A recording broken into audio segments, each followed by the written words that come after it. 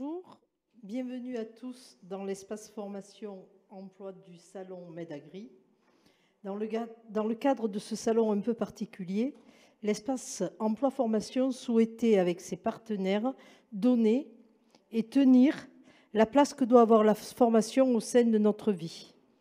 Pour ce salon virtuel, nous avons choisi la forme de plusieurs tables rondes que je nommerai de la formation à l'emploi. Quels sont les atouts du monde agricole? Nous voulons, à travers ces échanges, permettre aux différents publics, les jeunes au moment de l'orientation, les conseillers d'orientation, les enseignants de l'éducation nationale qui souvent nous connaissent peu ou mal, mais aussi aux adultes en reconversion, aux demandeurs d'emploi ou encore aux chefs d'exploitation ou d'entreprise de mieux connaître tous les acteurs et les outils qui existent pour répondre à leurs besoins et à leurs questionnements. Dans la vie, la formation, quelle que soit la période ou le niveau, est un investissement réel et indispensable. Elle permet de trouver sa voie, de trouver et de progresser dans son travail.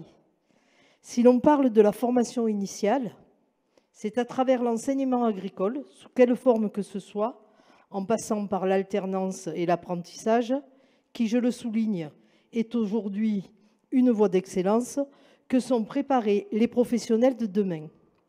Ou, s'il s'agit de la formation continue, qui permettra à certaines d'évoluer dans leur poste, à d'autres de trouver une nouvelle voie, et à tous, dans notre monde en mouvement permanent, de répondre aux évolutions nécessaires, qu'elles soient techniques, réglementaires ou sociétales. Personne ne doit ignorer que de nos jours, la formation est un moyen, à mon avis indispensable, au développement comme à la pérennité des entreprises. Tous les intervenants que nous allons entendre au cours de ces tables rondes veulent s'adresser à Monsieur Curieux, qui cherche à découvrir le monde agricole et l'agriculture, ou bien à ce jeune qui s'interroge sur son orientation, ou encore à cette personne qui désire se reconvertir et cherche vers qui se tourner, mais aussi à cette autre personne qui est déjà très intéressée et qui complète ainsi ses recherches. Comme à cet agriculteur qui veut se faire accompagner dans l'évolution de son entreprise ou se faire aider pour un recrutement. Ils veulent aussi convaincre et prouver que l'agriculture recrute, qu'il faut oser l'agriculture, et que contrairement aux idées reçues, l'agriculture c'est jeune, c'est moderne, c'est plein d'innovations, en clair que ça bouge, qu'il y a de l'emploi et des possibilités d'évoluer. Je vais m'arrêter là et pour présenter le déroulé de cet après-midi. Nous commencerons avec la Cité des métiers pour découvrir cette structure et nous positionner dans l'échiquier des secteurs économiques. Puis, une première table ronde sera consacrée à la formation initiale, à savoir l'enseignement agricole sous toutes ses formes. La seconde table ronde présentera l'alternance et l'apprentissage, qui sont tantôt formation initiale, tantôt formation continue. Cela fera un lien avec la troisième, où nous aborderons la formation continue. Je le rappelle, un apprenti est un salarié. Puis nous terminerons donc avec le numéro 4 sur l'emploi et le recrutement, car la formation a comme objectif dès le départ le travail et l'emploi. Pour animer les échanges, nous avons trouvé un candide en la personne de Luc Dumont, à ma gauche, qui est lui-même actuellement en formation dans le cadre de ses nouvelles fonctions, où il découvre le monde agricole, l'agriculture et ses acteurs.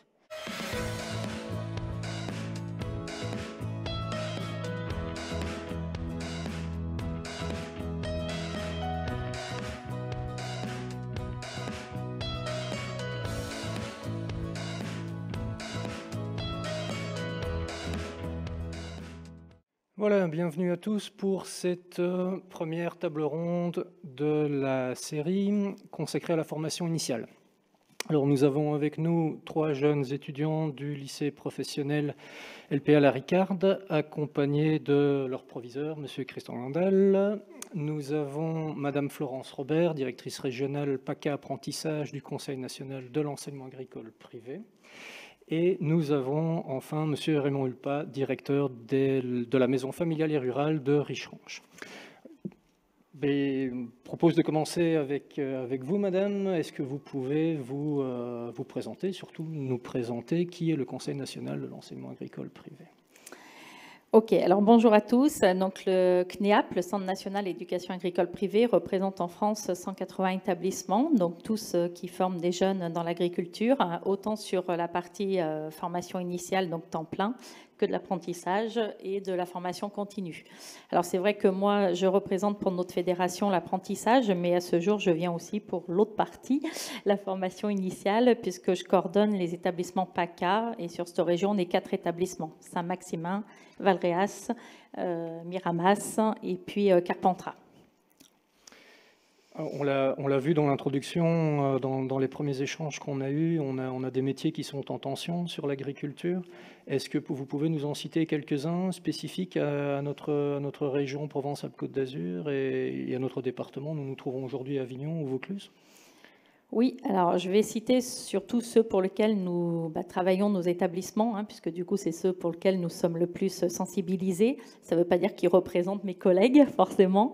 Alors nous, on travaille beaucoup sur la partie espace vert, donc des métiers en tension pour tous les métiers qui partent du jardinier jusqu'au responsable espace vert dans des structures. On travaille beaucoup avec l'arrosage, avec des gros groupes comme Terre Idéale ou Hydraliance. On travaille aussi beaucoup pour le maraîchage, donc sur la partie chef de culture et toute la partie alimentaire pour l'établissement de Saint-Maximin, où là, on cherche beaucoup pour tout ce qui est production de fromage, etc., sur la partie production. Je vais me tourner vers un de vous trois. Est-ce que donc dans ces métiers en tension dont vous venez de faire état en quelques exemples, est-ce qu'on a l'un de vous qui est intéressé, qui est attiré par l'un de ces métiers? Sur le maraîchage, peut-être Ange Marketing. Au hasard, bien sûr. Ouais, moi mes parents ils sont agriculteurs dans le maraîchage, soit sur mon père. Et ma mère, elle tient imprimeur, du coup, c'est pas mal. Ouais, je suis beaucoup intéressé parce que j'y suis dedans. Donc bon, beaucoup de marchés dedans. On peut varier les cultures, comme le maraîchage. On peut aller dans du melon, par exemple, comme des salades, du pois chiche. On peut tout faire, par exemple. Et c'est pour donner une idée au niveau de la taille de l'exploitation. Donc ce sont vos parents, hein. Ouais. Mon père, en salade, on fait 20 hectares, 30 hectares, ça dépend les années. Et après, en melon, on fait 150 hectares. Ah ben ça en fait du melon et des salades, ça. Donc autant d'hectares. Alors est-ce que ça se vend, je suppose, si vous en faites autant. Donc on a vraiment là une clientèle qui est demandeur. L'été s'est bien passé? Ouais, cet été, c'est très bien passé. On a eu pas mal de clients, même d'ailleurs le marché de Paris. Ah oui, donc ça part, ça remonte à Rungis. Ouais. Ah ouais, et après ça repart dans toute la France, ça part à l'export? Ouais, après quand ça part à Rungis, nous on sait pas trop où ça part. Enfin, en tout cas, on sait juste que ça va là-bas. Après, sinon on est sur le Grèce à Saint-Étienne, du Grèce, et après on fait le mine de Cavaillon. Eh bien. Monsieur le proviseur, vous êtes fier d'avoir dans vos élèves des productions de cette taille-là? C'est impressionnant. Moi qui n'y connais absolument rien, qui débarque, autant d'hectares de melons, je suis waouh, c'est quand même quelque chose. Alors ça fait partie, effectivement, l'agriculture méditerranéenne et vauclusienne en particulier, on retrouve des structures de différentes tailles. Voilà, des petites exploitations, voire des fois des micro-ateliers, jusqu'à de grandes exploitations d'un type d'un niveau presque industriel, avec les surfaces qui sont annoncées.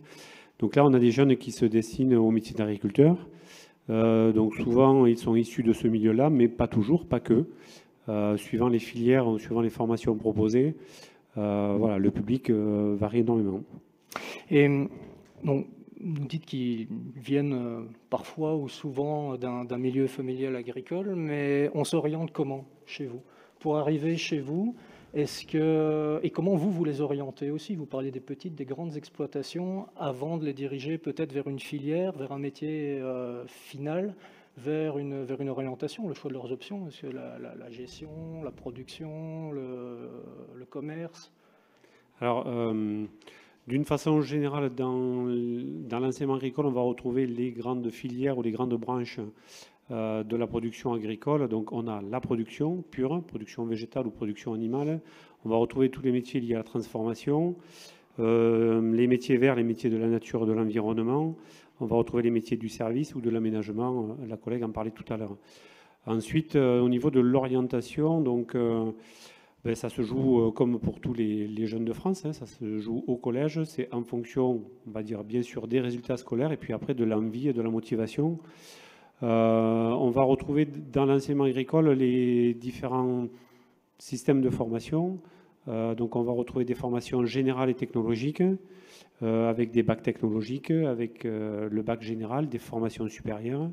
On va trouver l'enseignement professionnel, dont moi je suis responsable d'un établissement, on pourra peut-être en parler tout à l'heure, donc avec essentiellement des CAP et des bacs pro. Et puis au ministère de l'Agriculture, on a aussi un enseignement supérieur avec des écoles d'ingénieurs, des écoles vétérinaires, etc. Donc toute une palette de possibilités de formation qui est vraiment très large, à la fois sur la voie de formation et sur les moyens d'y parvenir, quoi. Donc là, on aborde les différents systèmes de formation et autres. Je m'adresse alors à M. Lupin. Donc vous êtes le directeur de la maison familiale et rurale. Si j'ai bien compris, c'est un centre de formation. Vous pouvez nous le présenter? Qu'est-ce que vous faites? Qu'est-ce qui vous différencie d'un lycée, d'un établissement d'enseignement classique adressé aux jeunes? Est-ce que vous êtes quelque chose de similaire à la Cité des métiers de Marseille, qu'on abordait en introduction, ou quelque chose de tout à fait différent? Très bien, merci. Oui, alors, une maison familiale rurale, je suis le directeur de celle de Richeranche, dans le Haut-Vaucluse. Sinon, je représente aussi le réseau des MFR de Provence. Alors, les maisons familiales rurales, ce sont des écoles d'agriculture, des établissements de formation agricole. En quelques chiffres, donc en France, il y en a 500 qui sont répartis sur tout le territoire français.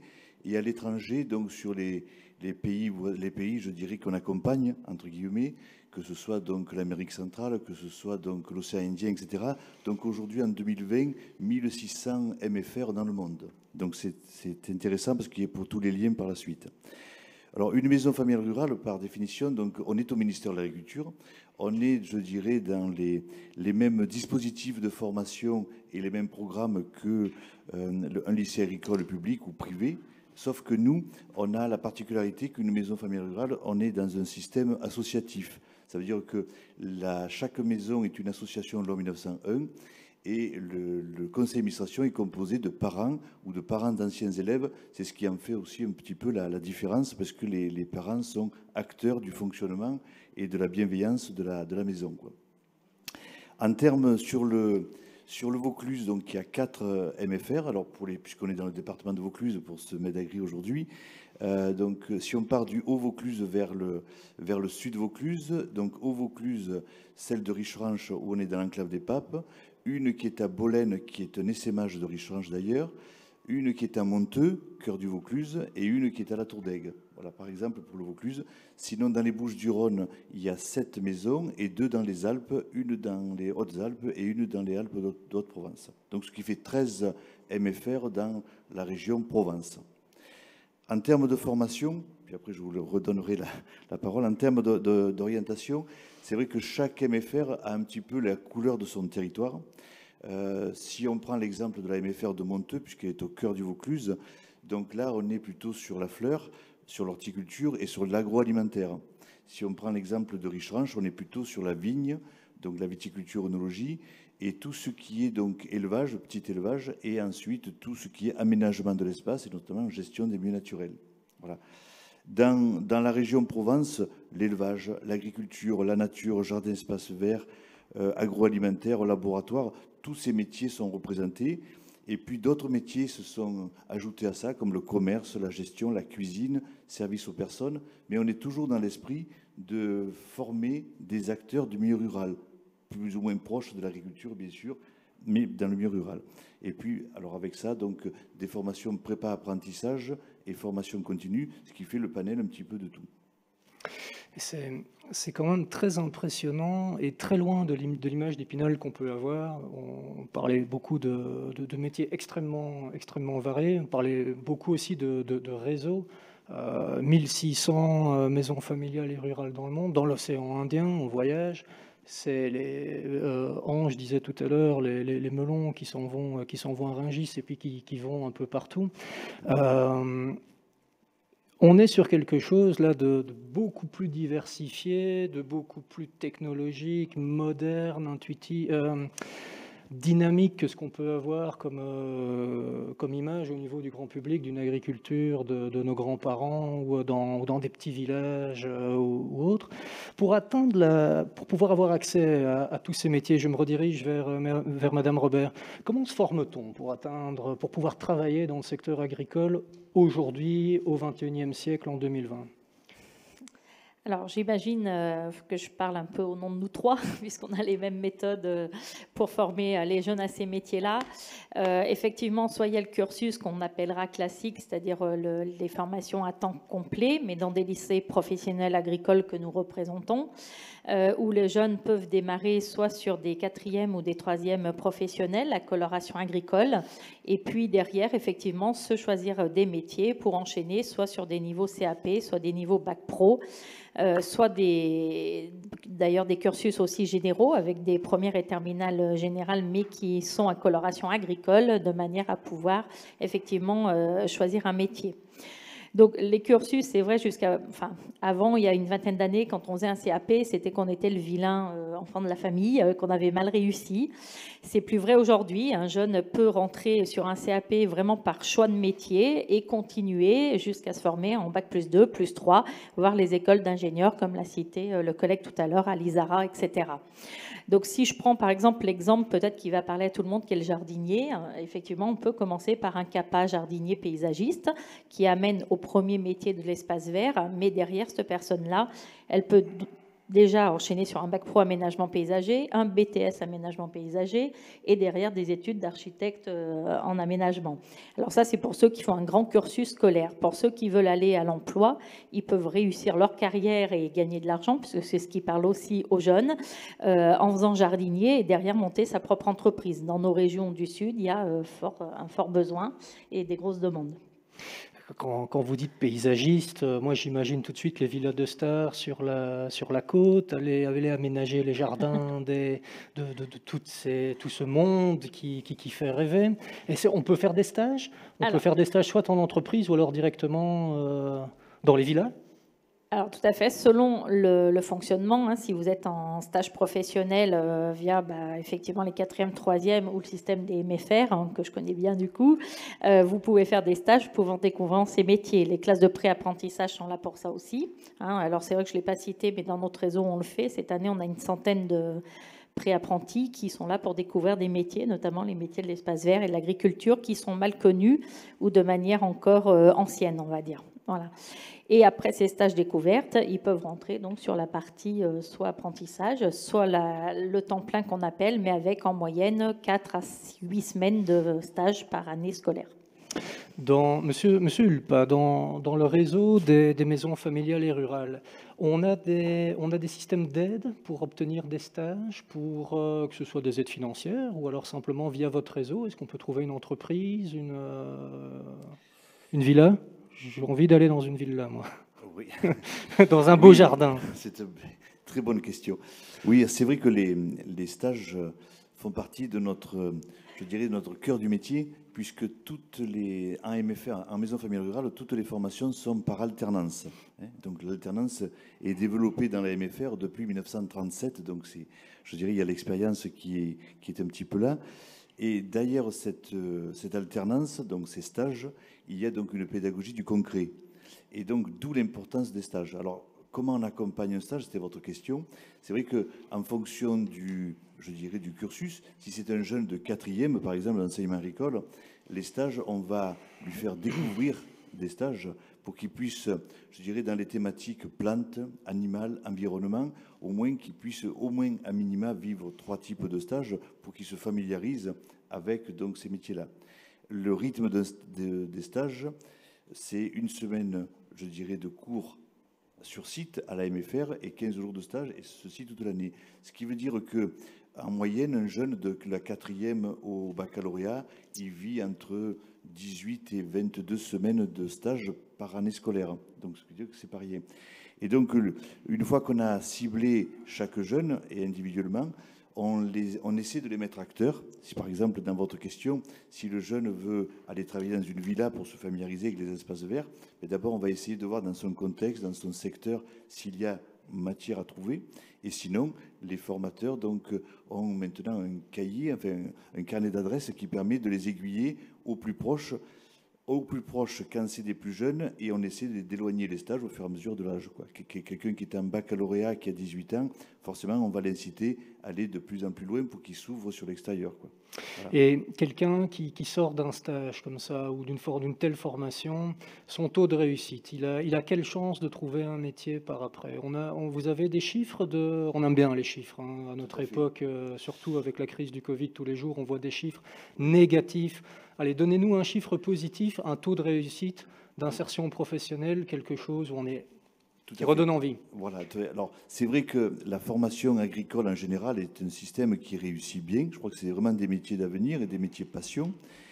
Par alternance et dans les MFR, forcément que les jeunes ont côtoyé un grand nombre d'entreprises, ils se sont fait un carnet d'adresses, ils ont constitué un portefeuille de compétences, un CV finalement, quoi. Et c'est vrai que le taux d'insertion, il est voisin de 95%. On a très très peu de jeunes qui restent en recherche d'emploi ou je dirais en difficulté. Ça par contre, c'est une richesse qu'on a. On a le taux de réussite aux examens qui est entre 80 et 100%, donc qui est pour, je dirais, pour chaque jeune très intéressant. Mais le taux d'insertion est encore meilleur, ça c'est important à dire, quoi. C'est quelque chose, je me retourne vers nos 3 jeunes ici, c'est quelque chose qui est primordial pour vous, cette sûreté quasiment, 95%, c'est immense, de trouver un emploi, bon, hormis, ou de reprendre l'exploitation familiale. Jossian ?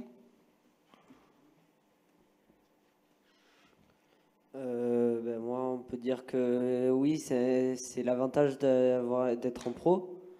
C'est qu'on a beaucoup plus de facilité à trouver un emploi et moins de chances de rater un bac pro du coup. Et vous vous orientez vers quoi comme métier? Alors moi, je m'oriente plus vers de la conduite d'engins agricoles. Donc dans une entreprise de travaux agricoles par exemple, et par la suite essayer de créer une entreprise de travaux agricoles. Donc de la créer, ce n'est pas la reprise de l'exploitation ou de l'entreprise de vos parents, c'est vraiment une création. Oui. Les parents sont dans le monde agricole aussi? Oui. Ils font quoi? Mon père qui est pépiniériste. Ah, donc futur client? Oui. Oui, normalement. Normalement. Et dans un milieu comme celui-là, dans ce type d'entreprise, qu'est-ce qui va faire que vous allez vous démarquer par rapport à la concurrence? Parce que, bon, papa ou maman, fatalement, ce serait mieux pour les relations familiales qu'ils travaillent avec vous. Mais néanmoins, eux aussi, ils ont une entreprise. Est-ce que vous avez déjà des idées, un plan de carrière, comment dire, cette entreprise, comment vous la voyez au niveau des engins agricoles, des travaux agricoles? Vous voulez engager vous voyez patron d'une grande société, d'une petite société?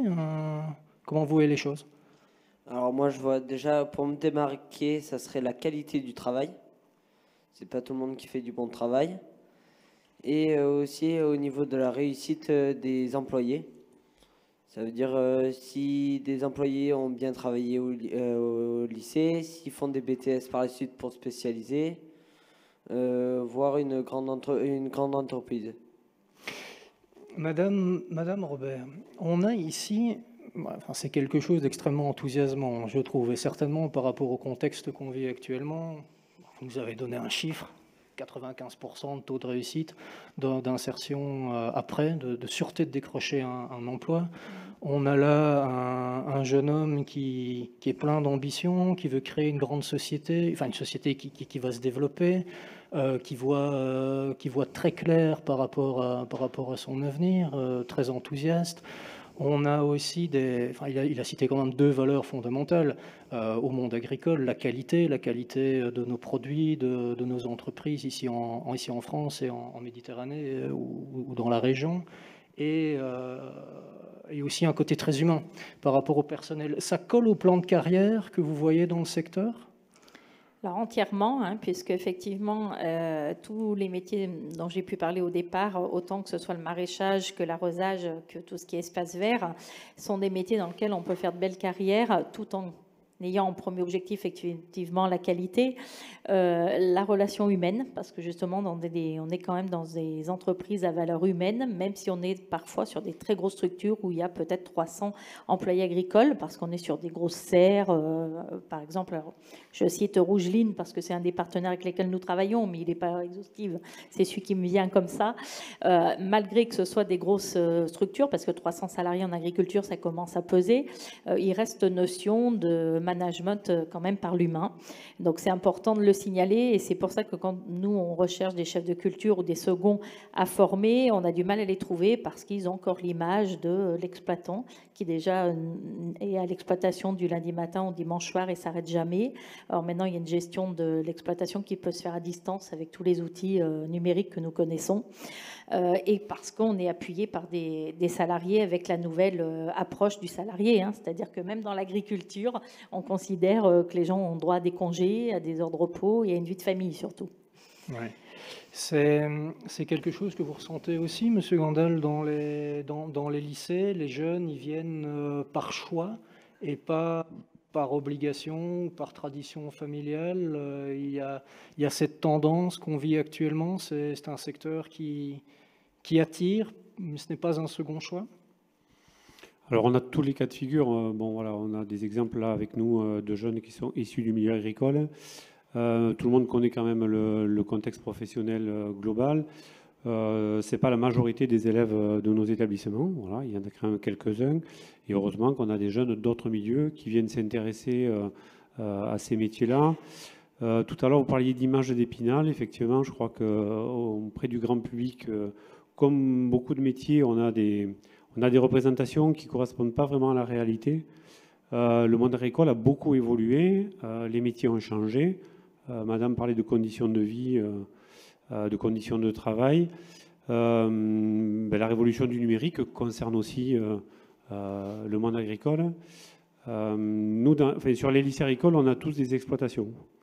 On a une exploitation agricole qui va servir de support d'observation, de support de travaux pratiques, de lieu de stage, on en parlait tout à l'heure. Nous, sur l'exploitation d'Avignon, donc on a un robot de désherbage donc, qui a été mis en dotation avec un partenariat avec une entreprise de Toulouse. C'est un exemple où l'utilisation des drones qui interviennent de plus en plus dans ces métiers-là. Donc c'est des exemples, on va dire, un peu marquants. Ce n'est pas toutes les exploitations qui sont occupées comme ça, mais la révolution du numérique concerne aussi les exploitations. Et vous parliez de métiers tout à l'heure, de recrutement. Sur la production agricole au sens large, et moi je vous parlais de l'agroéquipement aussi, ce sont des métiers qui sont en tension. En agroéquipement, au niveau français, on considère qu'il y a 5000 postes non pourvus tous les ans, faute de main-d'œuvre, parce que les jeunes ne connaissent pas ces métiers-là. Et les prescripteurs, au niveau de l'orientation, ne les connaissent pas non plus. Donc du coup, beaucoup d'emplois qui sont non pourvus malheureusement. Bon, c'est peut-être anticiper la seconde table ronde, mais pour rebondir là-dessus, chez M. Hulpa, pour les maisons familiales et rurales, quand M. Gandal dit qu'il y a 5000 postes non pourvus, je n'ai pas de formation en agriculture, je n'ai plus l'âge d'aller à l'école, un peu plus vieux, encore jeune, mais peut-être, ou même beaucoup plus avancé dans la vie. Est-ce que je peux me rediriger vers le secteur agricole via un cursus en alternance, une formation par apprentissage, me réorienter? Comment ça se passe? Oui, je crois qu'aujourd'hui, l'avantage des schémas d'orientation et du schéma général, je crois que les passerelles qui existent, toutes les façons de pouvoir donc se former existent, et je crois qu'aujourd'hui on peut se former toute la vie. par les écoles qui existent, les lycées agricoles, qu'ils soient privés, publics ou MFR, mais ensuite, toute la vie, les adultes ont aussi une place. Donc, par exemple, on a de plus en plus de personnes qui viennent nous rencontrer pour des vocations tardives, qu'on peut appeler. Ça veut dire des gens qui sont partis quelquefois sur une formation très théorique, une formation peut-être industrielle, quelque part. J'ai en mémoire l'exemple d'un gars qui a une trentaine d'années, qui est parti pour travailler dans une centrale, puis après il s'est aperçu que finalement il avait fait fausse route. Donc aujourd'hui, il vient taper à la porte en disant « Et comment je peux faire pour avoir un bac pro vigné-vin, par exemple ?» Et c'est vrai qu'avec la double compétence, par exemple, c'est tout à fait jouable, quoi. Et c'est vrai qu'on peut accompagner quelqu'un pour réussir ce baccalauréat, et du coup, on prépare son installation. Alors, il peut le faire avec la MFR, via la formation continue ou via un accompagnement individualisé. Ça fait partie des cursus. Aujourd'hui, c'est vrai qu'on peut rassurer les jeunes. On peut, avec les schémas qu'on a et les passerelles qu'on a, on ne peut pas se tromper. À la limite, on peut faire un circuit en espace vert, en viticulture, et puis on peut rebondir ensuite sur d'autres métiers. Je dirais que le tout, c'est d'avancer, de travailler, d'y croire, de réussir un premier examen, et ça ouvre les portes suivantes, quoi. C'est quelque chose qu'on voit beaucoup, de la réorientation, des gens qui travaillaient, c'est peut-être un peu cliché aussi, mais dans une centrale, dans des bureaux, et qui, avec un retour vers la nature, c'est très tendance, on en parle beaucoup au grand air. Oui, complètement. Là, je crois que ça, vraiment c'est quelque chose que l'on vit, alors dans toutes les MFR peut-être, mais surtout dans celle que je représente, à Riche-Ranch. On vient de finir là, un festival de la permaculture fin septembre, et on s'est rendu compte qu'il y avait beaucoup d'adultes qui veulent revenir donc à du maraîchage, je dirais à une agriculture qui soit proche de la nature, qui soit respectueuse de la nature. Ça, c'est très important. Et le développement durable aujourd'hui fait partie vraiment des esprits. Alors, les jeunes le vivent ou l'expriment pas forcément comme ça, mais les adultes le veulent vraiment, quoi. Il y a vraiment il y a une place, il y a une niche pour ce retour-là, quoi.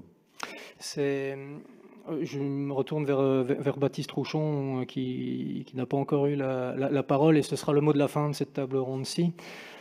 Là, on ne parle pas de reconversion. On est vraiment dans un début de carrière. Dans quel secteur ? En début de carrière, j'aimerais partir pour voyager. Donc d'abord passer par un BTS, que ce soit en France ou dans un autre pays, c'est ce que je suis en train de rechercher. Et j'aimerais beaucoup voyager, faire beaucoup de pays, parce que souvent, comme on les appelle, nos vieux, ils nous disent qu'ils regrettent de ne pas être partis, ou justement d'être partis mais pas assez, et de ne pas avoir assez appris. Donc on sait que dans plein d'autres pays, ils font mieux. Ils arrivent à trouver des nouvelles techniques, des nouvelles façons d'apprendre. Et du coup, mon objectif, ce serait de pouvoir ramener le maximum de connaissances possibles qui viennent d'ailleurs, et pour après reprendre l'exploitation et repartir. Et sur quelle production ? On est sur des fruits, des légumes, du vin ? Pour la vigne. Pour la vigne, pour du vin, pour du chrysanthème ? Pour de la vigne, oui, donc du vin, nous sommes en cave particulière. Nous avons un peu plus de 100 hectares. Nous sommes en coteau du Pont du Gard, et nous venons de passer en bio cette année. Et on est sur quel cépage, sur quelle production, du rouge, du rosé, du blanc ? On fait du blanc, rosé, rouge. Et après, les cépages, on a énormément de cépages, on a une très grosse gamme. Et après, chaque année, on essaye de planter des nouvelles variétés qui peuvent s'adapter le mieux possible à nos terroirs, qui peuvent essayer qu'on puisse avoir un petit peu de récolte, mais surtout, ce qu'on recherche, c'est la qualité maintenant. La qualité de partout. C'est ce qu'on essaie de faire comprendre aussi, c'est qu'il y a des appellations qui ont les gens dans la tête se mettent des choses qui ne sont plus vraies maintenant, on va dire. Et que maintenant, partout, il y a du bon, il y a du mauvais. Et que c'est ce qu'on va essayer de faire changer. C'est que on sait qu'il y a un moment où on a fait des trucs qui n'étaient pas super. Mais il faut essayer de rattraper. Il faut rattraper tout ça. Ouais. Mais vous parliez d'aller voir ce qui se passait à l'étranger, mais quand même content de la formation du lycée, le proviseur n'écoute pas ? Oui, entièrement. Je suis très très content. c'est vrai que c'est pas ce que les gens me disent. Ils me disent oui, pourquoi tu pars là-bas alors que tu as une grosse exploitation en vigne, mais je veux voir autre chose. Je veux voir comment se travaille le sol, comment tout ce qu'il y a à l'intérieur. Et après peut-être que je reprendrai des études pour plus me spécialiser dans une cave. Voilà, un grand merci. On va clôturer ici la première table ronde. Une petite pause technique, on va pouvoir retirer les masques, préparer le studio pour la seconde. On vous retrouve dans quelques minutes. Merci.